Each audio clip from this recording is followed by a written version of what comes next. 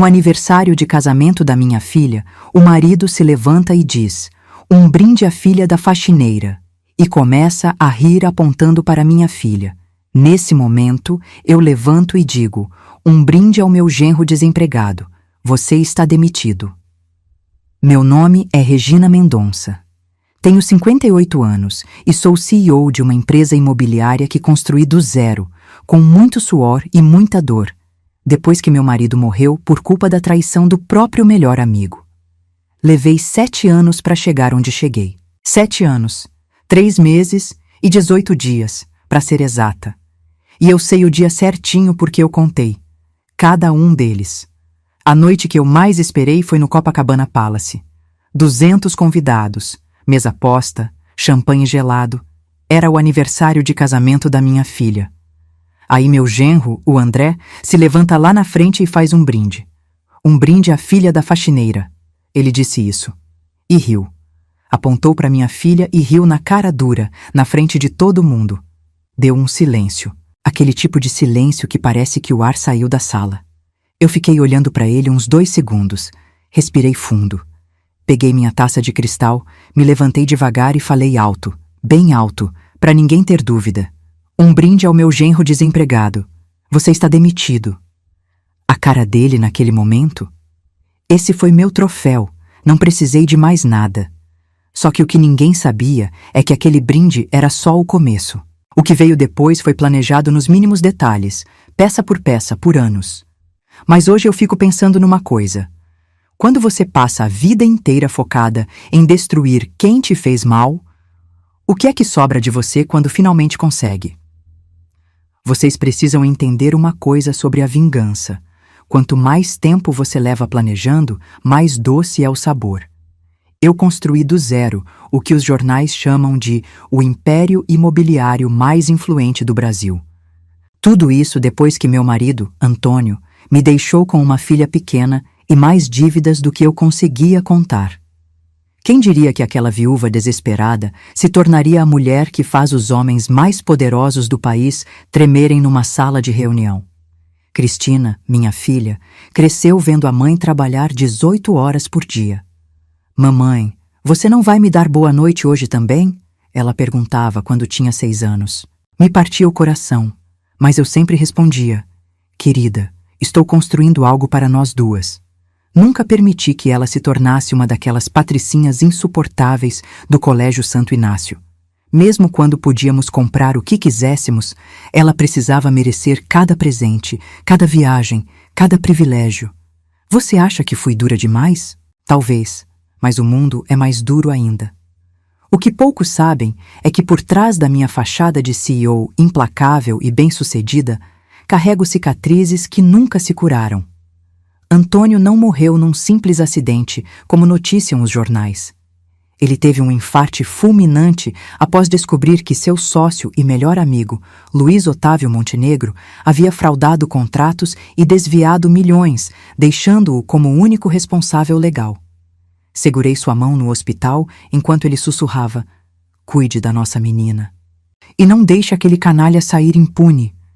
Desde então, vivo uma vida dupla, a empresária bem-sucedida que todos admiram e a viúva que jurou vingança. Cristina cresceu sem saber a verdade sobre a morte do pai. Como contar a uma criança que o mundo dos negócios pode ser um campo de batalha sangrento? Como explicar que, enquanto eu sorria nas fotos de capa da Forbes, planejava meticulosamente a destruição do homem que nos traiu? Mas o destino é engraçado, não é? Às vezes ele coloca em nossas mãos exatamente as ferramentas que precisamos para nossa vingança. E foi isso que aconteceu quando André entrou na vida da minha filha. Foi numa daquelas festas beneficentes no MAM que tudo começou. O tipo de evento onde a elite carioca finge se importar com causas sociais enquanto exibe joias caras e fofoca sobre divórcios alheios. Cristina estava deslumbrante num vestido dourado que eu havia escolhido pessoalmente.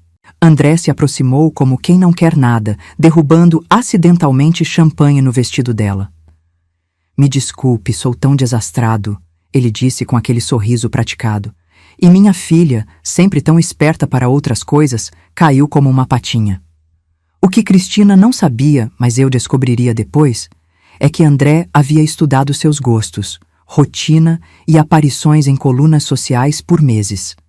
Nada naquele encontro foi acidental. De origem modesta em Niterói, não que isso fosse problema, venho de Bangu e tenho orgulho, ele havia se reinventado como um sofisticado consultor financeiro com MBA em Harvard. Falava inglês impecável, conhecia vinhos e tinha opiniões sobre arte contemporânea. Uma fraude completa e convincente, devo admitir. Talvez em outra vida poderia ter admirado sua determinação. O que levaria tanto tempo para descobrir era sua conexão com meu arqui-inimigo. André não era apenas um caçador de fortunas, era um peão enviado por Luiz Otávio para se infiltrar na minha família. Aquele velho canalha, agora CEO da Montenegro Incorporações, nunca havia superado o fato de uma simples mulher tê-lo ultrapassado no mercado. Mais tarde, descobriria que André recebia uma mesada generosa para cortejar minha filha e acessar informações privilegiadas da minha empresa. Um plano quase perfeito, não fosse por um detalhe. Subestimaram a desconfiança de uma mulher que já foi traída uma vez.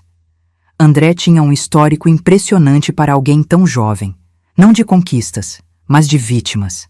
3 mulheres ricas, todas significativamente mais velhas que ele, todas deixadas financeiramente devastadas após curtos relacionamentos. Uma em Belo Horizonte, outra em São Paulo e a terceira em Brasília. Mudava de cidade quando as coisas esquentavam. Usava nomes ligeiramente diferentes, falsificava referências. Se vocês soubessem quantos Ricardos, Leonardos e Andréas existem no Brasil deixando corações e contas bancárias vazias. Mas este havia mirado alto demais. Porque, diferente das outras, eu já estava esperando alguém como ele. Senti um arrepio na espinha na primeira vez que ele jantou em nossa cobertura em Ipanema. Havia algo no modo como seus olhos avaliavam discretamente cada obra de arte, cada peça de mobiliário, não com admiração, mas como quem faz um inventário. Cristina, esse rapaz não é quem diz ser, comentei depois que ele saiu. Minha filha revirou os olhos como só uma mulher de 30 anos que acha que a mãe está ficando paranoica sabe fazer. Você sempre implica com meus namorados. O Rafael era imaturo, o Gustavo era ambicioso demais, e agora o André é o quê? Um golpista? Nossas discussões sobre André se tornaram semanais. Ele me faz feliz, mãe. Pela primeira vez encontrei alguém que me valoriza por mim, não pelo sobrenome Mendonça. Como explicar que homens como André estudam suas presas para oferecer exatamente o que elas mais desejam? Cristina sempre viveu sob minha sombra, sempre foi a filha da Regina. André apareceu oferecendo admiração por suas próprias conquistas, que, ironicamente, só foram possíveis porque abri todas as portas para ela. Então, diante das acusações de que eu nunca aprovaria ninguém para ela, decidi mudar de estratégia. Sun Tzu já dizia: mantenha seus amigos perto e seus inimigos mais perto ainda. Talvez eu esteja errada sobre André. Falei durante nosso almoço de domingo no Quadrifoglio, o restaurante italiano que Cristina adora desde criança. Sua expressão de surpresa quase me fez rir. Vamos conhecê-lo melhor. Que tal um jantar formal para apresentá-lo aos membros do conselho? A animação dela me deu uma pontada de culpa. Cristina realmente acreditava ter conquistado minha aprovação, quando, na verdade, eu estava apenas começando minha investigação mais detalhada. Às vezes, o amor materno exige decisões difíceis, inclusive permitir que sua filha cometa um erro calculado para protegê-la de um desastre maior. Naquela mesma noite, liguei para Paulo Martins, um ex-delegado que agora trabalhava como detetive particular para minha empresa, investigando desde funcionários suspeitos até parceiros de negócios. Paulo, preciso de um dossiê completo sobre André Meirelles. Quero saber desde seu primeiro dia de aula até o que ele comeu no café da manhã hoje. Discrição absoluta. Paulo nunca falhou comigo em 12 anos. E algo me dizia que desta vez ele encontraria muito mais do que um simples golpista. Eu sentia que estava prestes a desenterrar algo muito maior que um simples caçador de dotes. O relatório chegou numa pasta preta lacrada 3 semanas depois. Li sozinha em meu escritório, as cortinas fechadas, um copo de whisky Macallan 18 anos na mão, o favorito de Antônio. A cada página, minha mão apertava mais o copo. André Meirelles era, na verdade, André Correia. O diploma de Harvard, falsificado. O apartamento no Leblon, alugado com dinheiro de uma namorada anterior, uma empresária do setor têxtil que ainda não sabia que havia sido roubada. Dívidas de jogo em cassinos clandestinos, 2 acusações de estelionato arquivadas por falta de provas e, o que fez meu sangue gelar, encontros mensais com Luiz Otávio em uma casa de praia em Angra dos Reis. Mas foi a foto na última página que me fez derramar o uísque. André e Luiz Otávio apertando as mãos, sorridentes, com uma manchete de jornal ao fundo anunciando a expansão da minha empresa para o Nordeste, informação que era confidencial naquela época. A data, 2 semanas antes de André acidentalmente conhecer Cristina. Aquilo não era coincidência, era conspiração. O ódio que senti foi tão físico que precisei me sentar. Não era apenas sobre dinheiro ou posição social. Era sobre Antônio. Era sobre a promessa que fiz segurando sua mão fria no hospital. O mais perturbador foi entender a verdadeira extensão do crime de Luiz Otávio contra meu marido. Paulo havia desenterrado documentos que provavam como ele havia sistematicamente falsificado assinaturas de Antônio, transferido responsabilidades de projetos problemáticos para seu nome e, finalmente, realizado uma reunião emergencial com investidores exatamente quando sabia que meu marido estaria viajando. Quando Antônio voltou, encontrou a empresa falida, seu nome associado a fraudes que não cometeu e investigações policiais batendo à porta. Seu coração simplesmente não aguentou.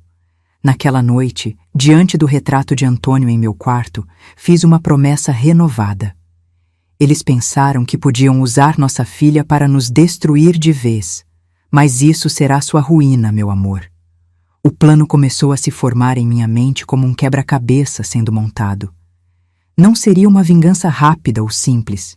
Seria meticulosa, paciente e absolutamente devastadora. Porque agora não era apenas sobre justiça para Antônio, era sobre proteger Cristina. E qualquer mãe sabe que não existe força mais perigosa no mundo do que uma mulher protegendo sua cria. Luiz Otávio estava prestes a aprender essa lição da pior maneira possível.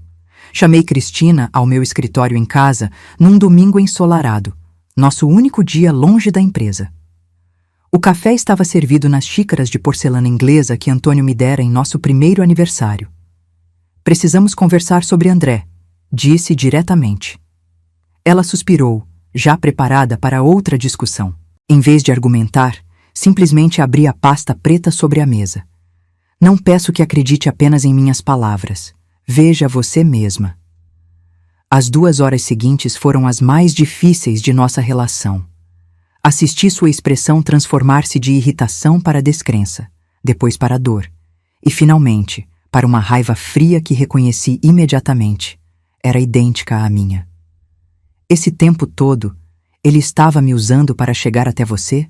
Para vingar aquele homem que destruiu papai? Sua voz tremia, mas seus olhos permaneciam secos. Sempre admirei isso em Cristina. Nunca foi de chorar facilmente. Sim, e tenho certeza que planejam algo maior que simplesmente espionar nossa empresa. Luiz Otávio não é homem de pequenas vinganças. Ela se levantou abruptamente, andando de um lado para outro. Quero ele fora da minha vida. Agora. Respirei fundo. Na verdade, tenho uma proposta diferente. O que sugeri era arriscado, talvez até cruel. Não apenas manter o relacionamento, mas intensificá-lo.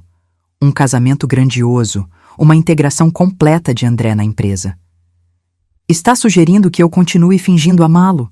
Perguntou Cristina, incrédula. Estou sugerindo que usemos a armadilha deles contra eles mesmos, respondi, observando atentamente sua reação. O silêncio que seguiu pareceu interminável. Então, algo mudou em seu olhar. Uma determinação que eu conhecia bem, porque era a mesma que me impulsionava há anos. Eles usaram o amor contra nós, não foi? Papai morreu porque amava demais sua empresa, seus clientes, seus projetos, e agora tentam me usar porque acham que estou apaixonada. Ela pegou uma das fotos de André com Luiz Otávio. Quero vê-los pagar, mãe. Quero que sintam o que é ter tudo tirado de você. Nos 6 meses seguintes, o Rio de Janeiro não falava de outra coisa além do romance do ano. A herdeira do Império Mendonça e o brilhante consultor financeiro, um casal tão fotogênico que parecia saído de um filme. A Veja nos colocou na capa, a Caras fez uma matéria especial sobre os preparativos do casamento. É como um conto de fadas, disse Cristina para os jornalistas, com um sorriso radiante que só eu sabia ser completamente falso. À noite, sozinhas, planejávamos cada detalhe. Como você consegue? Perguntei uma vez, vendo-a voltar de um jantar romântico onde André a surpreendera com um colar de diamantes. Penso no papai toda vez que ele me toca, respondeu simplesmente. E naquele momento entendi que minha filha tinha mais força do que eu jamais imaginara. O casamento no Copacabana Palace foi o evento social do ano. 500 convidados, orquídeas importadas da Tailândia, champanhe francês jorrando como água. Gastei mais de 2 milhões naquela festa. Um investimento, não uma despesa. André parecia genuinamente feliz, o que me fez questionar por um segundo se ele realmente havia se apaixonado por Cristina. Mas então flagrei aquele olhar, rápido, quase imperceptível, trocado com Luiz Otávio durante o brinde principal. Um olhar de triunfo compartilhado que me lembrou exatamente o que estávamos enfrentando. André mostrou-se inicialmente desconfiado da minha súbita aceitação após o casamento. Confesso que estou surpreso, Regina, disse ele durante um jantar em família, 2 semanas após a lua de mel em Santorini. Achei que você seria uma sogra mais resistente. Tomei um gole de vinho, encarando-o por cima da taça. Minha filha o escolheu, André, e aprendi que certas batalhas não valem a pena.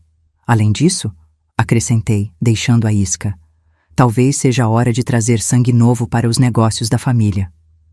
O brilho nos olhos dele foi quase cômico. Homens são tão previsíveis quando se trata de poder, não é mesmo? 2 semanas depois, ofereci a André um cargo de diretor financeiro adjunto. É um voto de confiança, expliquei, observando sua reação. Quero ver do que você é capaz. Ele aceitou com falsa humildade. Espero estar à altura, Regina, sem saber que cada documento que passaria por suas mãos seria cuidadosamente preparado. Metade continha informações falsas sobre projetos inexistentes. A outra metade, dados reais, mas já defasados. Um labirinto informacional projetado por mim e Vera, minha assistente que conhecia a empresa melhor que qualquer diretor. E é claro, cada movimento dele era monitorado, cada e-mail gravado, cada telefonema registrado. Nos meses seguintes, alimentei seu ego como quem engorda um porco para o abate. André, sua análise sobre o Projeto Salvador foi impressionante, elogiava em reuniões. Cada migalha de reconhecimento o tornava mais confiante, mais descuidado. Câmeras discretas registravam tudo. As ligações furtivas, os documentos fotografados, os encontros com informantes de Luiz Otávio. Uma vez por semana, ele visitava o Clube de Tênis, codinome para encontros com seu verdadeiro chefe em uma casa discreta na Barra da Tijuca. Vocês acham que fui longe demais? Talvez. Mas quando se trata de proteger o que é seu, os limites morais ficam nebulosos. O que eu não havia previsto no meu plano meticuloso era Pedro Almeida. Alto, discreto, com aqueles óculos de tartaruga que lhe davam ar de intelectual, ele entrou na empresa como advogado responsável por nossos contratos internacionais. Formado com honras pela USP, filho de um juiz respeitado, Pedro era o oposto de André em tudo, íntegro até a medula, trabalhador incansável e completamente alheio às políticas de escritório. A primeira vez que o vi conversando com Cristina na cafeteria da empresa, notei algo diferente no sorriso dela. Um sorriso genuíno, que não havia ensaiado para ninguém. As reuniões casuais entre eles se tornaram frequentes. Documentos que poderiam ser enviados por e-mail eram entregues pessoalmente. longos almoços para discutir cláusulas contratuais. Cristina começou a chegar tarde em casa, explicando a André que estava trabalhando em um projeto especial. Numa dessas noites, a encontrei em meu escritório, aguardando minha chegada. "Estou me apaixonando por ele, mãe", confessou, parecendo simultaneamente culpada e aliviada. "Pedro não sabe de nada sobre nosso plano. É honesto demais, mas quando estou com ele, esqueço que estou fingindo ser feliz. Simplesmente sou." Aquela confissão me colocou num dilema.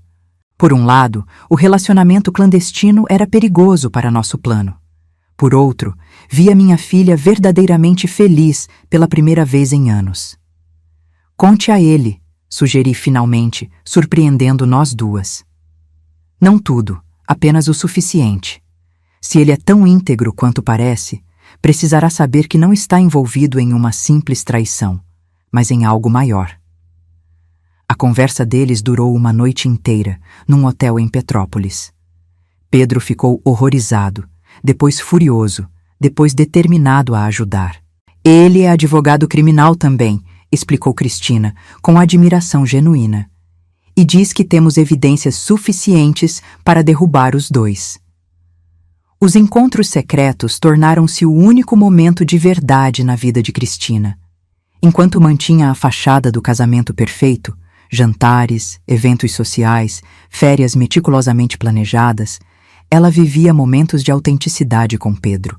Numa noite particularmente difícil, após um jantar onde André se mostrou especialmente carinhoso e falsamente bêbado para tentar extrair informações, encontrei Cristina chorando na varanda de nossa casa, em Búzios. "Não sei se aguento mais, mãe. Às vezes me olho no espelho e não reconheço quem me tornei." Sentei-me ao seu lado, segurando sua mão como fazia quando ela era pequena. "É temporário, meu amor. Tudo isso é temporário." O que não disse, porque não sabia como, era que certas coisas nos marcam para sempre, mesmo quando são feitas por uma causa justa. O plano estava funcionando perfeitamente, talvez bem demais. André havia ganhado a confiança de quase toda a diretoria, tornando-se o genro modelo, o executivo promissor. Quando o flagrei no escritório após o horário, vasculhando arquivos confidenciais, ele sorriu sem constrangimento. "Trabalho extra, Regina. Quero impressionar minha sogra favorita." Seu tom jovial contrastava com o olhar calculista. Uma dança de mentiras onde ambos sabíamos exatamente o que estava acontecendo, mas fingíamos ignorar. Como dois jogadores de pôquer com cartas marcadas, esperando para ver quem blefava melhor. Os encontros entre André e Luiz Otávio se intensificaram. Paulo os fotografava discretamente, registrava conversas quando possível, mapeava todos seus movimentos. "Eles estão planejando algo grande", alertou meu detetive. Luiz Otávio recebeu recentemente uma comitiva de investidores chineses. "Acho que estão preparando uma aquisição hostil para suas empresas, usando informações privilegiadas para desvalorizar suas ações." Exatamente como fizeram com Antônio, pensei. A história se repetindo como uma tragédia grega. Exceto que desta vez eu estava vários passos à frente. Foi quando decidi procurar o delegado Maurício. Num café discreto em Botafogo, apresentei o que tínhamos coletado. "Estamos monitorando Luiz Otávio há meses", confirmou ele. "Sua empresa é apenas a ponta do iceberg. Há conexões com políticos, juízes comprados, licitações fraudadas em 5 estados." O delegado hesitou, olhando para os lados. "Dona Regina, o que estou prestes a propor é irregular, mas pode beneficiar ambos os lados. E se cooperássemos oficialmente? A senhora como informante? Nós fornecendo equipamentos de escuta realmente eficientes?" A proposta era tão inesperada quanto perfeita. Minha vingança pessoal agora tinha o selo oficial da Polícia Federal. "Precisamos de evidências em primeira mão", explicou Maurício. "Gravações, confissões explícitas, documentos. Quanto mais incriminadora for a evidência, mais completa será a queda deles." Saí daquele encontro com uma sensação estranha, como se o universo conspirasse a meu favor, finalmente equilibrando a balança que pendeu contra Antônio anos atrás. Mas ainda havia uma peça crucial no tabuleiro que precisava ser movida. Era a hora de plantar a semente que destruiria tudo. E para isso, precisaria usar a vaidade de André contra ele mesmo. Nosso plano entrou em sua fase final, exatamente 3 meses antes do aniversário de casamento de Cristina e André. Era hora de plantar a semente que destruiria tudo. Deixei, acidentalmente, uma pasta antiga em casa, com fotos de Cristina bebê nos braços de nossa antiga governanta, Maria, uma mulher simples do interior de Minas que trabalhou conosco por anos. As fotos mostravam uma semelhança superficial entre elas, suficiente para plantar a dúvida. Junto, um recorte de jornal sobre o escândalo silenciado da elite carioca e anotações fictícias sobre adoção informal. A isca funcionou perfeitamente. Na manhã seguinte, a pasta havia sido cuidadosamente recolocada, mas notei as marcas digitais nas fotos. André as havia examinado detalhadamente. Durante o café, ele parecia distraído, lançando olhares especulativos para Cristina. "Tudo bem, querido?" perguntou ela, a perfeita esposa preocupada. "Só pensando em quanto você se parece com sua mãe", respondeu ele com um sorriso falso. Troquei um olhar rápido com minha filha. A fase final estava em andamento. Agora era questão de alimentar sua curiosidade mórbida até que ele mordesse o anzol completamente. Nas semanas seguintes, criei mais evidências cuidadosamente. Uma transferência bancária mensal para Maria com a descrição acordo familiar. Uma carta antiga onde Antônio mencionava nosso segredo e a menina. Até mesmo uma certidão de nascimento falsificada encontrada por acaso entre documentos antigos. André tornou-se obcecado, passando horas investigando o passado de Maria, visitando o cartório onde supostamente Cristina havia sido registrada, até mesmo viajando secretamente a Minas para localizar a antiga governanta, que, graças a Paulo, havia sido previamente instruída para confirmar nossa história fictícia. O mais surpreendente foi como André subestimou minha filha. Enquanto investigava sua origem, ele se tornou menos cauteloso em suas próprias atividades. "Ele está mexendo nas minhas coisas de infância", relatou Cristina. "Encontrou seu velho álbum de fotografias no armário?" perguntei. "Exatamente. E fez várias ligações sussurradas no banheiro, achando que não percebi." Ela sorriu, uma expressão que misturava tristeza e determinação. "Sabe o que é mais irônico, mãe? Se ele realmente me amasse, não importaria quem foram meus pais biológicos." E nisso, ela tinha toda a razão. O amor verdadeiro não se importa com origens, apenas com quem você é. Mas André nunca entenderia isso, porque para ele, pessoas eram apenas peças num jogo de poder. Os preparativos para a festa de aniversário de casamento começaram 2 meses antes. Insisti que fosse no Copacabana Palace, no mesmo salão onde haviam se casado. "Não importa o custo", falei para o gerente de eventos, um velho amigo que já organizara dezenas de festas para minha empresa. "Quero tudo perfeito." Lista de convidados, 200 pessoas, incluindo políticos, empresários, celebridades e, mais importante, jornalistas estrategicamente selecionados. A imprensa seria essencial para a fase final do nosso plano. Nada como um escândalo bem documentado para destruir reputações. Nas semanas que antecederam a festa, notei André cada vez mais inquieto. Ligações frequentes com Luiz Otávio, reuniões secretas, um ar de antecipação que ele tentava, sem sucesso, disfarçar.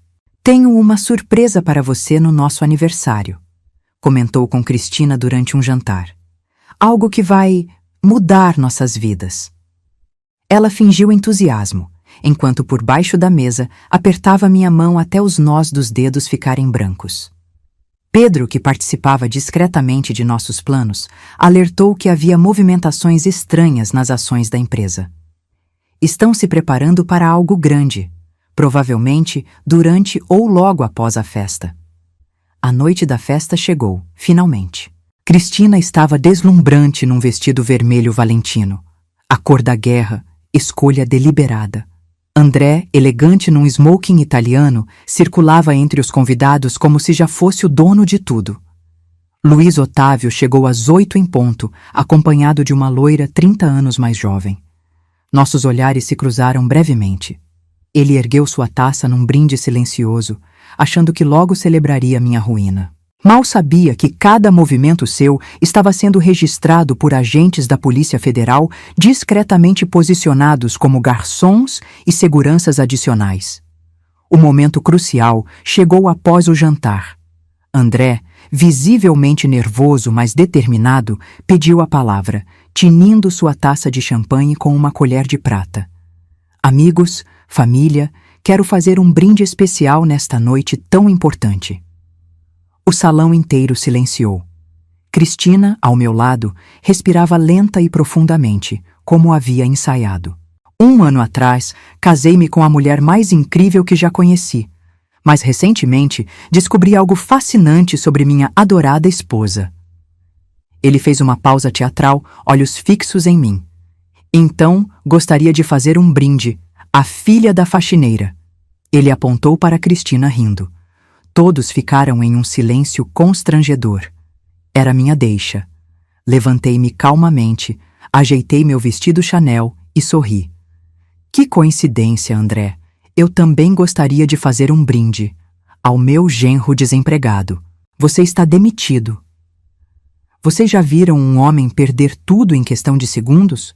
A confiança, o poder, a máscara social cuidadosamente construída? Foi isso que aconteceu com André naquele momento. Seu sorriso congelou, depois desapareceu completamente quando comecei a falar. Queridos convidados, lamento que tenham que presenciar este momento desagradável.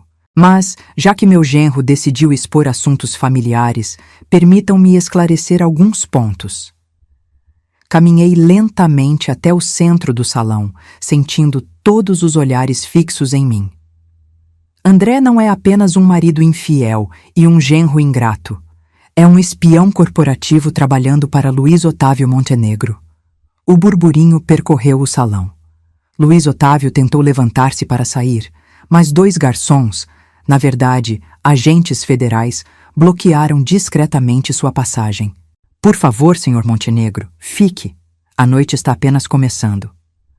Voltei minha atenção para André, que parecia uma estátua de cera derretendo sob holofotes. Temos provas documentadas de cada reunião secreta, cada documento fotografado, cada informação confidencial vendida.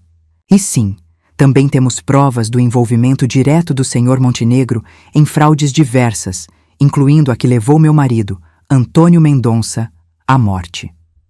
A coisa mais fascinante sobre a verdade é como ela tem o poder de dissipar ilusões instantaneamente. Os mesmos convidados que minutos antes sorriam e bajulavam André, agora se afastavam dele como se tivesse uma doença contagiosa. Cristina, seguindo nosso roteiro, levantou-se com lágrimas nos olhos, lágrimas genuínas, embora não pelo motivo que todos imaginavam. Como você pôde, André? Eu confiei em você. Ele tentou alcançá-la, mas ela recuou. Não me toque, nunca mais. Uma performance digna de Oscar, confesso. O caos controlado que se seguiu foi exatamente como planejamos. Jornalistas freneticamente anotando cada palavra, fotógrafos disparando flashes, convidados em estado de choque. Enquanto seguranças escoltavam André e Luiz Otávio para fora do salão, não para a rua, mas para uma sala privativa onde o delegado Maurício os aguardava, fiquei ao lado de Cristina, confortando-a publicamente. Acabou, querida. Sussurrei apenas para ela ouvir. Fase 1 completa. Mais tarde, após os últimos convidados terem partido e os jornalistas correrem para suas redações com a bomba social do ano, Cristina, Pedro e eu nos reunimos em minha cobertura. Abrimos uma garrafa de Dom Perignon que guardava para ocasiões especiais. A papai, brindou Cristina com olhos marejados. A primeira parte da justiça está feita. Aquela noite, pela primeira vez em anos, dormi sem pesadelos. Mas sabia que ainda estávamos longe do fim. A manhã seguinte trouxe exatamente o que esperávamos. Manchetes explosivas em todos os jornais. Escândalo na alta sociedade, espionagem corporativa e traição, estampava o Globo. Império Mendonça sobrevive à tentativa de sabotagem, anunciava a Folha. As colunas sociais, sempre sedentas por escândalos, detalhavam cada momento da festa, cada palavra do confronto. Cristina decidiu ficar em casa, mantendo seu papel de esposa devastada. Eu, por outro lado, fui diretamente para o escritório. A imagem da CEO inabalável que protege seu império a qualquer custo. Os telefonemas começaram às 7 da manhã. Amigos, sócios, concorrentes, todos querendo confirmar detalhes, oferecer solidariedade ou simplesmente fisgar alguma informação adicional. Regina, que horror! Como não percebemos? Perguntou Elisa, esposa de um senador e minha amiga de longa data, a mesma que eu sabia sempre invejara meu sucesso. O amor nos cega, Elisa. Felizmente, negócios são outra história. Mantive as respostas vagas, profissional, deixando que a especulação fizesse o trabalho por mim. Porque vejam bem, na alta sociedade carioca, reputações são como castelos de areia. Leva-se anos para construir e apenas um instante para destruir.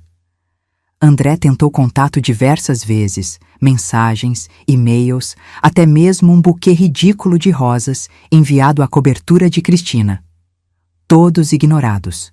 Seu cartão de crédito corporativo foi cancelado, seu acesso aos sistemas bloqueado, seus pertences pessoais do escritório enviados para um depósito.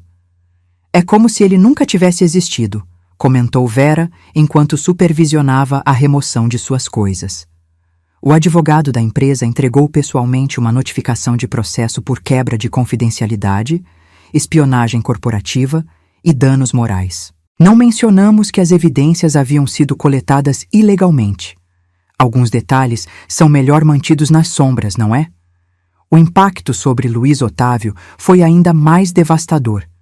As ações de sua empresa despencaram 30% em um único dia. Clientes começaram a cancelar contratos. Bancos exigiram reuniões de emergência.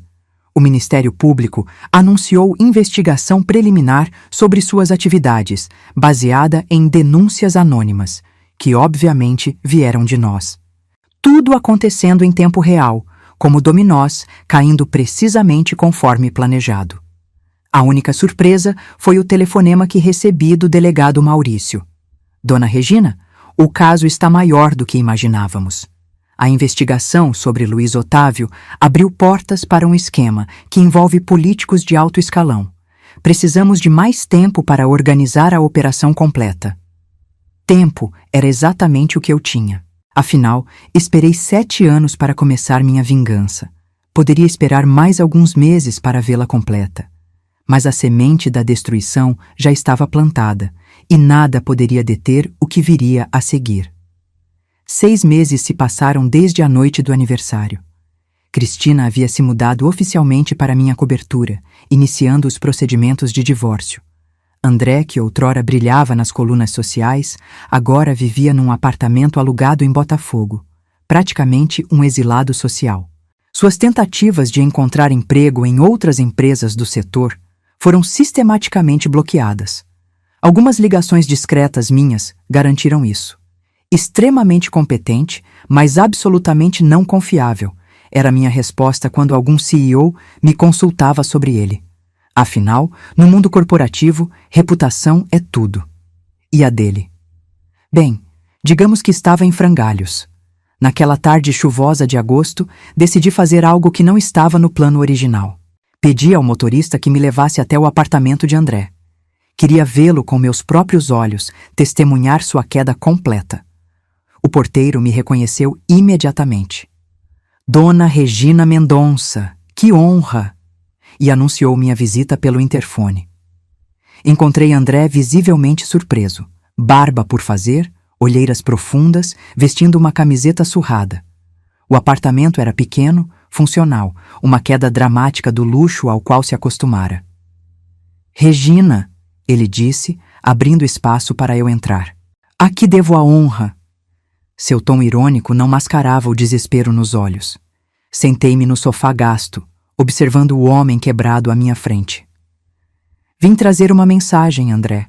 Achei que você merecia ouvir pessoalmente. tirei da bolsa Hermès uma foto. Cristina e Pedro, de mãos dadas, saindo de um restaurante. Minha filha está seguindo em frente. Feliz, amada de verdade. Seus olhos se fixaram na imagem, algo entre raiva e confusão passando por seu rosto. Mas não é só isso que vim dizer. Há algo que você deveria saber. Fiz uma pausa, saboreando o momento. Cristina sempre soube de tudo, desde o início. Cada beijo, cada eu te amo, cada momento de intimidade, tudo foi uma encenação cuidadosamente planejada. A compreensão lentamente se formou em seu rosto. Impossível. Ela realmente me amava. Eu sei que sim. Balancei a cabeça quase com pena. André, você foi apenas um peão num jogo muito maior. Assim como você nos usou, nós o usamos. A diferença é que fomos melhores nisso.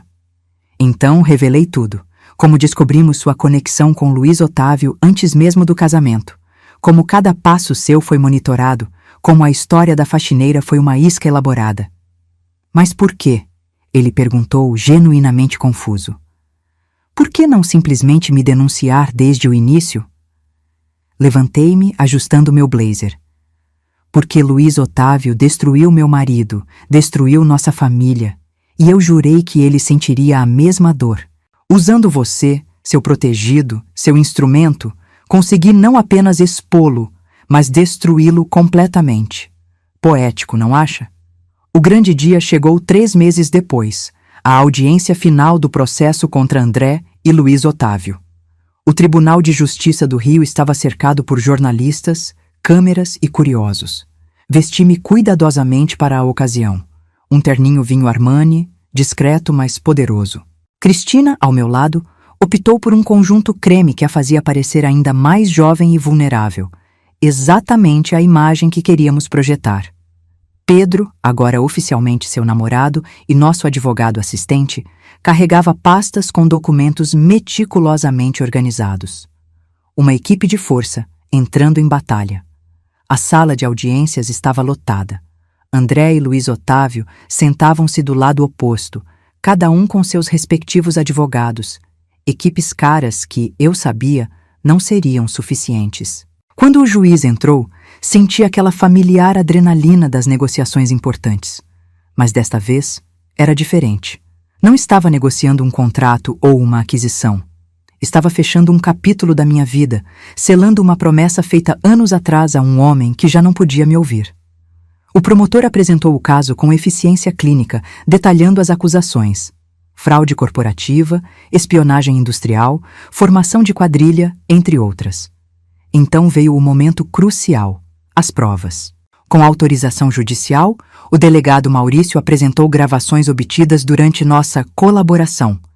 A voz de André era cristalina. Consegui acesso ao Projeto Nordeste. Luiz Otávio, isso vale ouro. Quando terminarmos com ela, não sobrará nada do Império Mendonça. Depois, a voz de Luiz Otávio. Assim como fizemos com o pai dela. Antônio era um idiota confiante demais. A filha parece seguir o mesmo caminho, confiando em você. Os rostos no tribunal registravam choque, indignação. Mas o golpe final veio quando o promotor revelou que essas gravações faziam parte de uma investigação muito maior. Senhores, estamos diante da ponta de um iceberg de corrupção que se estende a contratos públicos, licitações fraudadas e lavagem de dinheiro. André parecia atordoado. Luiz Otávio, furioso. Quando os agentes federais avançaram para prendê-los preventivamente, uma surpresa até para mim, houve um momento de confusão. Luiz Otávio tentou protestar, afirmando perseguição. André simplesmente se entregou, olhos fixos em Cristina, uma mistura de ódio e incredulidade. Enquanto eram levados, senti a mão de minha filha apertar a minha. Conseguimos, mãe, sussurrou ela. Sim, havíamos conseguido. Mas por que, em vez da euforia que esperava sentir, havia apenas um vazio estranho no meu peito? Era como se, junto com meus inimigos, algo dentro de mim também estivesse sendo levado embora. Talvez a raiva que me alimentou por tantos anos. Talvez a dor. Ou talvez, e esse pensamento me assustou, parte da mulher que eu costumava ser. Os meses seguintes trouxeram uma nova normalidade às nossas vidas. Cristina e Pedro oficializaram o relacionamento, mudando-se juntos para um apartamento em Leblon. Nada muito ostentoso. Uma escolha que me surpreendeu positivamente.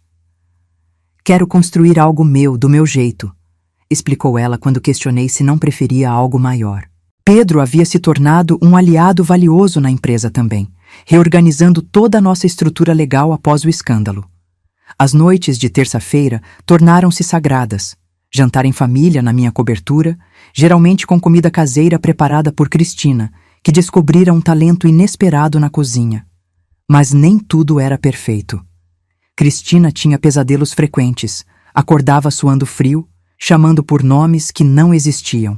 É o preço que pagamos, explicou sua terapeuta, uma mulher sensata que a atendia 2 vezes por semana. Viver uma mentira por tanto tempo deixa cicatrizes, mesmo quando é por uma causa justa. Observei minha filha lutando com essas cicatrizes invisíveis.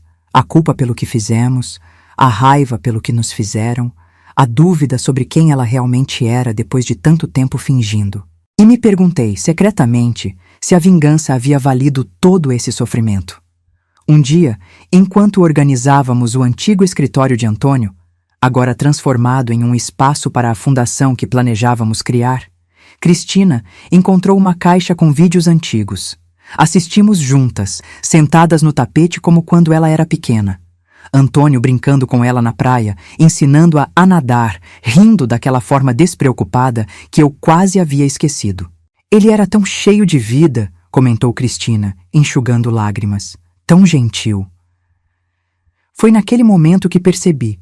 Nossa vingança nunca poderia trazer Antônio de volta. Nunca preencheria o vazio que sua ausência deixou. Tudo o que fizemos foi criar mais dor, mais ausências, mais vazios.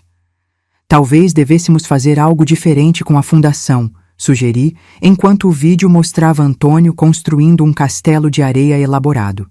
Algo que realmente honre quem seu pai era, não apenas o que aconteceu com ele.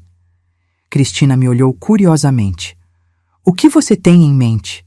Respirei fundo, deixando uma ideia formar-se lentamente. Seu pai sempre acreditou em dar oportunidades. E se criássemos algo para ajudar pequenos empresários vítimas de fraudes corporativas? Um fundo de apoio legal, financeiro e psicológico? O sorriso que iluminou o rosto de Cristina me disse tudo o que eu precisava saber. Talvez, apenas talvez, pudéssemos transformar nossa dor em algo construtivo. Não apagar o passado, mas construir um futuro diferente a partir dele. Um legado que não fosse apenas sobre destruição, mas sobre reconstrução. 1 ano após o julgamento, organizamos uma cerimônia formal no auditório principal da empresa. Estava na hora. Cristina, aos 33 anos, assumiria oficialmente a presidência do Grupo Mendonça. Eu me tornaria presidente do conselho, ainda com poder, mas mais distante das operações diárias. A transição havia sido cuidadosamente planejada durante meses. Treinamentos intensivos, reuniões com cada diretor, visitas a todos os projetos em andamento. Você tem certeza que está pronta? Perguntei na noite anterior, enquanto revisávamos seu discurso. Ela sorriu, com aquela confiança tranquila que havia desenvolvido. Mais pronta do que você estava quando assumiu após a morte do papai. O auditório estava lotado, funcionários, parceiros, imprensa. Cristina subiu ao palco num terninho branco impecável, cabelo preso num coque simples e maquiagem minimalista. Nada da socialite que um dia fingiu ser para André. Esta era a verdadeira Cristina, forte, articulada, visionária. Seu discurso equilibrava perfeitamente respeito pela tradição e promessas de inovação. O Grupo Mendonça foi construído sobre valores sólidos que meu pai estabeleceu e minha mãe manteve durante tempos difíceis. Integridade, excelência, responsabilidade social, esses valores permanecem inalterados, mas o mundo mudou e devemos mudar com ele. Quando anunciou o lançamento oficial da Fundação Antônio Mendonça, dedicada a apoiar vítimas de fraudes corporativas, a plateia inteira se levantou em aplausos. A celebração após a cerimônia foi muito mais íntima. Apenas pessoas realmente próximas, num restaurante em Santa Teresa com vista para a Baía de Guanabara. O pôr do sol pintava o céu em tons de laranja e rosa quando Pedro pediu a atenção de todos. De joelhos, diante de uma Cristina completamente surpresa, ele abriu uma pequena caixa de veludo. Cristina Mendonça, você me daria a honra de compartilhar não apenas minha vida profissional, mas minha vida inteira com você? As lágrimas nos olhos dela, genuínas, espontâneas, foram a resposta mais eloquente. O beijo que se seguiu, aplaudido por todos nós, selou não apenas um noivado, mas um novo capítulo em nossas vidas. Observando minha filha naquele momento de felicidade pura, senti uma emoção contraditória. Alegria, sim, por vê-la finalmente vivendo uma verdade, não uma farsa. Mas também uma melancolia estranha. Antônio deveria estar ali. Deveria ser ele a erguer um brinde aos noivos, a embaraçar Cristina com histórias de sua infância, a intimidar sutilmente Pedro como só um pai sabe fazer. Em seu lugar estava eu, sozinha, embora cercada de pessoas. Completa em minha vingança, mas incompleta em tantos outros aspectos. Quando todos se distraíram com a sobremesa, caminhei até a varanda. O rio se estendia à minha frente, milhões de luzes como estrelas terrenas. Conseguimos, Antônio, sussurrei para o vento. Eles pagaram por tudo. Mas será que valeu a pena? Ninguém respondeu, é claro. Algumas perguntas simplesmente não têm resposta. Ou talvez suas respostas mudem com o tempo, como as marés que continuavam a banhar a cidade lá embaixo, indiferentes às pequenas tragédias e vitórias humanas.